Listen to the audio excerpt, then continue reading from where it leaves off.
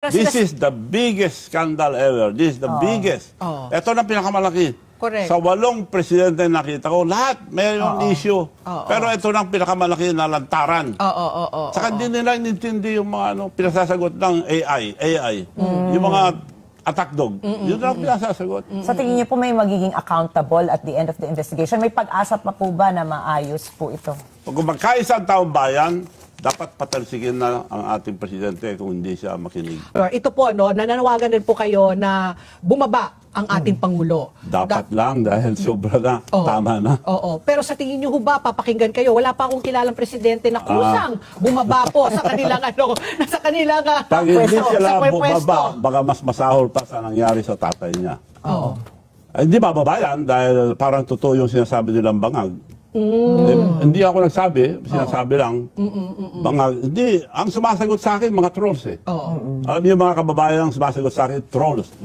Farm trolls. So ibig sabihin doon, isang building, puro computers, yan, tigasagot nila. Panira sa akin, panira sa akin.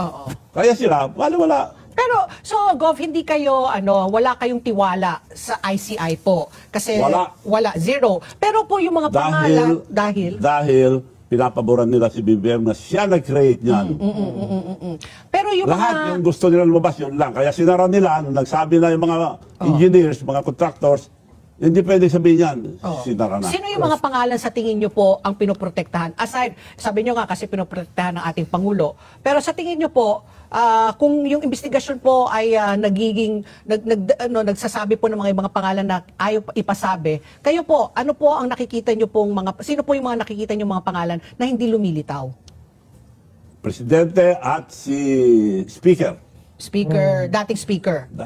Siya pa rin ang Speaker. Siya pa rin si Martin Romualdez pa rin po? Si Speaker Martin Romualdez. Hindi na kailangan yung mabait na Speaker si ngayon. Faustino D. Opo. Pero siya ang nasusunod lahat yan. Okay. Dahil siya ang tigabigay ng lahat. Opo. How about po si Saldi ko po? Sila lahat, ito, ginamit lahat. Paano nila magagawa yan kung walang mastermind? Kung walang mag-approve? Sino ang mastermind? Isa lang ang mag-approve sa lahat ng pundo ng gobyerno. Only the President of the Republic of the Philippines. Siya ang pumipirma sa JA or yung National Expenditure. Rine-review niya yan. Wala yan kung nabantayan. Ang daling bantayan eh. I-involve lang yung mga local government, governors, mayors. Kaya ko, nung mayor ako, lahat ng kapital, etong project, bantayan nyo yan. Para nyo sa taong bayan, binabantayan, kaya walang duos project. Ito, tinago eh. Saka ngayon, trillion na yung pinag-uusapan natin eh, di ba? Lahat ng departamento. Ito, control lang. Di ba, meron ding, may panawagan pang isa pa si Gove, na dapat nga para sa kabutihan ng bayan, di ba po, that's your words, no? Bumaba si BBM para sa kabutihan po ng bayan. Ito, looking at it po na meron din silang kinaso sa inyo. Kung halimbawa lang po, mapatunayan meron din kayong pananagutan, are you willing to do the same that you are asking the President? Magbabayad pa ako 5 million kung totoo yun. Meron ka. May premium pa. Yung nag-file, kung totoo yung pinahal niya, bibigyan ko 5 million. It's supposed to be baseless and malicious, as you said, diba? These accusations. Sa tingin niyo po, sino yung nasa likod po ng pagsasampa ng kaso sa inyo? Maraming pera. Sino maraming pera? Alam niyo na sino maraming pera ngayon. Yung mga fraud control. Pero ito po, Gov po, no? Isa sa mga attack dog yun. Ang record nung nag-file, tinuspindi na ng Korte Suprema. Trabaho niya yan. Yan na naman ang nag-file sa akin noong panahon ni Pari Erap. The same person, gawa niya yan. At meron akong patunay na wala naman binibigyan ng pera, sabi niya. Madalas sa akin humingi ng pera. Kaya meron akong, ewan ko kung naibigay ko, nagpasalamat pa sa akin. Maganda itong bangko, itong ating kababayan, suportahan natin. Yung B-Bank. Na pinamimigay ko yung B-Bank para sa taong bayan. Pero Gov, kayo, sabi mo mukhang no turning back na ito, no? Sabi niyo mukhang hindi na kayo magkakaayos. Dati sinabi niyo rin yan, correct me if I'm wrong, tungkol kay Erap at saka kay Manny Pacquiao. Pero nagkabati rin kayo. Parang panahon lang naman panahon lang. Pero sa tingin nyo ba, hindi rin ba dapat na tama rin na ibunyag na ditong administrasyon yung sobrang malawakang korupsyon? Kasi regardless of who is behind it, no? But isn't it about time also na kumbaga it's the president who initiated this, but you're saying that he's behind it, he's responsible. But the mere fact that he came out and had this investigation started, isn't that a point for the president? No. No. Yun ang ginawa niya para hindi umabot sa kanya. Paimbestigahan niya lahat yun, matapos ng term yan, di pa tapos ang investigasyon. Oo. Tapos pupunta sa ibang departamento, hindi na maubos yan. So it's a delaying tactic po. Delaying tactic. Tactic, It's a oo. delaying tactic, pero totoo lahat yun. Pero hindi ba tama rin na Ginawa nga niya pang lipstick, kagaya yung Pang 500 million, 500 billion na budget ng flood control, tinanggalan niya ng 29 billion. Oo. Parang lipstick lang. Oo. Yung Parang ganun yung ginawa facelift, niya. facelift. Para kunyari malinis siya, mahiya kayo. Oo. Dapat mahiya. Siyang mahiya. Mahiya tayo. Mahiya tayo, dapat.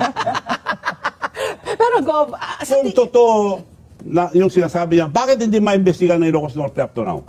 Bakit sa Senate tinatago Ilocos Norte? Tinago Ilocos Norte, ayaw ang galawin.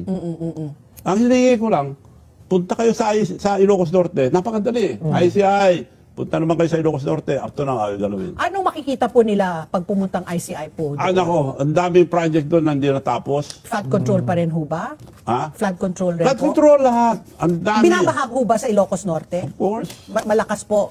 Malakas. Oo. Pero Ngayon, ayaw papuntahin yata ang mga taong balita mo, binabantayan na ng sundalo.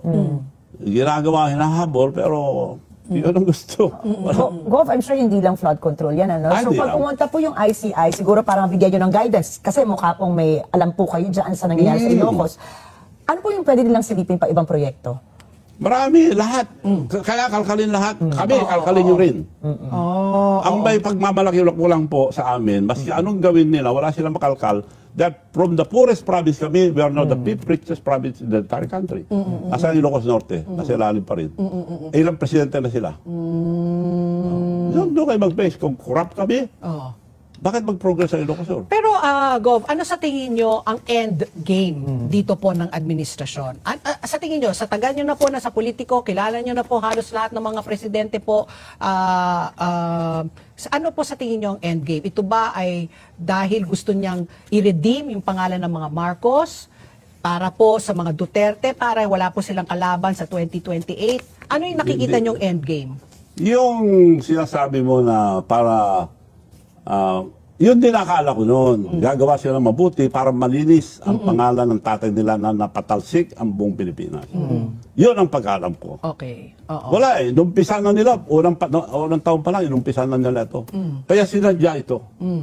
sinadya. Sinadyang... Ito ang administrasyon na. Oo. Sinadya po yung mga flood Yung mga control. flood control. Hindi Oo. lang yun. Pero Lahat na ng sinabi project. po ni Senator Ping Lacson po, systemic. Sabi niya, he went as far back as 10 years ago. Kumbaga, sa panahon rin ng administrasyon po ni Duterte, nasilipan na rin po na meron. Siguro po, lumala ng lumala. Diba? Dati daw sa panahon daw ni Pinoy, baka 10% lang. Diba? Tapos umakyat po, naging 10 to 15 sa panahon po nila Duterte. Pero ngayon lang daw talaga umabot sa 25 hanggang 30%. Pero Hindi lang. systemic. Hindi lang 30% Hindi ang lang. abot. So magkailan po? Ilan Nasagad po na. percent? Ano po ang sagad?